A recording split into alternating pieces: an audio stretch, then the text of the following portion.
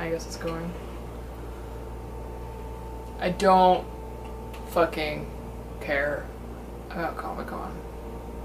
I just don't.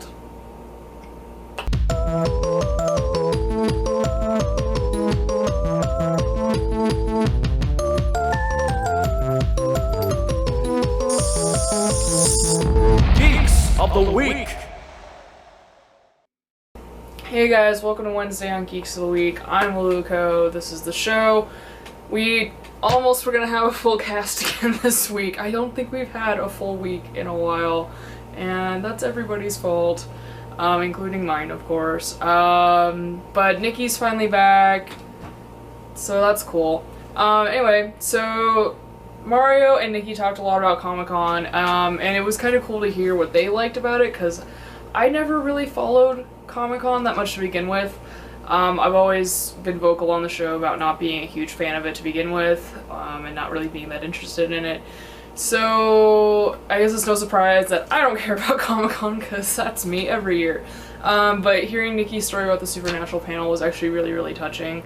As you guys know, I suffer from depression and anxiety, so to hear about that kind of outreach, and that showing of support for somebody else who's going through it, that was really special, and I don't know how I didn't hear about that, because it's amazing, and I know a lot of Supernatural fans, so I don't know how I missed that, but thank you, Nikki, for sharing that with us, because that was really touching and really awesome to hear about.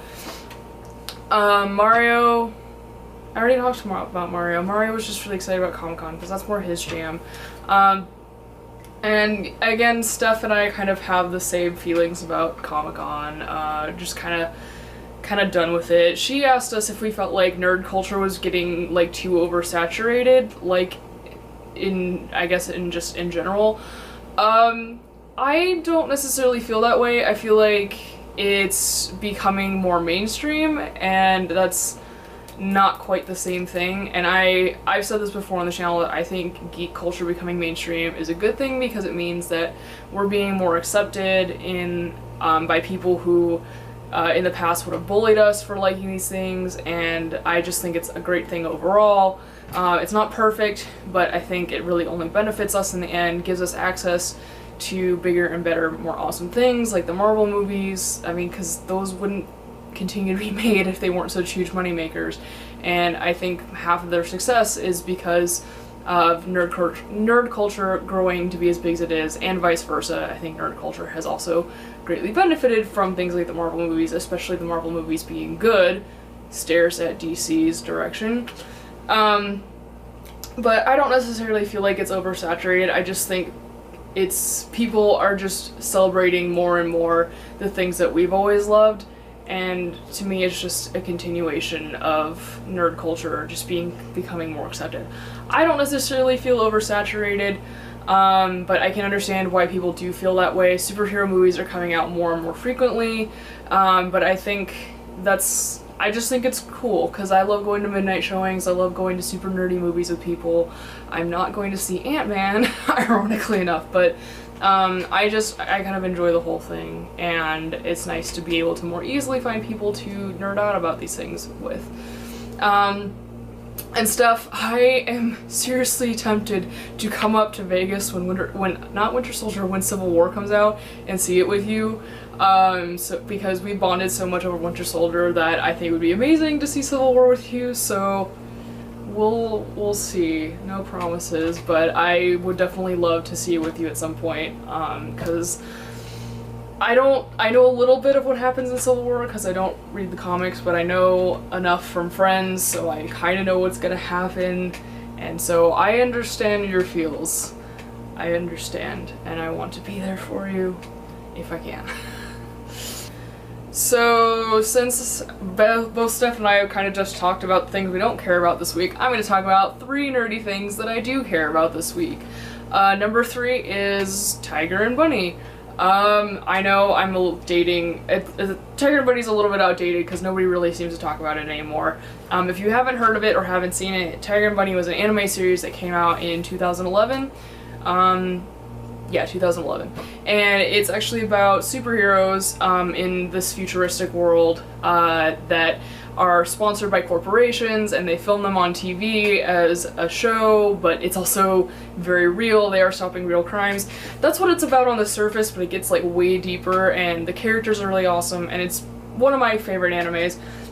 And I am rewatching it and watching it dubbed for the first time because I was asked to be part of a Tiger and Bunny Aska panel, and I know Aska panels are really lame, but I get to be Karina, aka Blue Rose, and I'm really excited about that because I get to be a fabulous, fierce, bitchy diva queen. But since it's been so long since I'd seen the show, I wanted to get a refresher, and I still hadn't seen the dub, and I'm one of those few people who really enjoys dubs.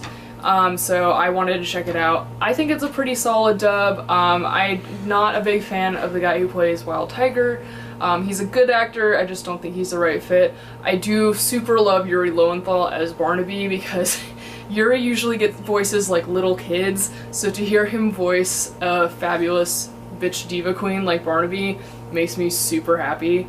And it's just such an enjoyable show overall that getting to rediscover it is really, really awesome. Second nerdy thing I care about this week is Yu Yu Hakusho, which I'd never seen before. I'm a really shitty anime fan, you guys. I'm literally the worst. But I read some of it when Shonen Jump first started coming out into America a long time ago, but never actually got to watch the anime because I didn't really grow up on anime very much. But I am enjoying it. I like Botan a lot. I like that she's voiced by Shin-chan's mom, and I like that Hiei is voiced by Shin-chan's dad. Basically I'll like anything if it has Shin-chan's voice actors in it. It's a good show, it's enjoyable, it's really nice to get to see a classic that a lot of people have loved, and to get to see why it's so good. And I know Steph wants to cosplay from it. The thought of doing another ponytail wig terrifies me, but I do really like Botan, so maybe.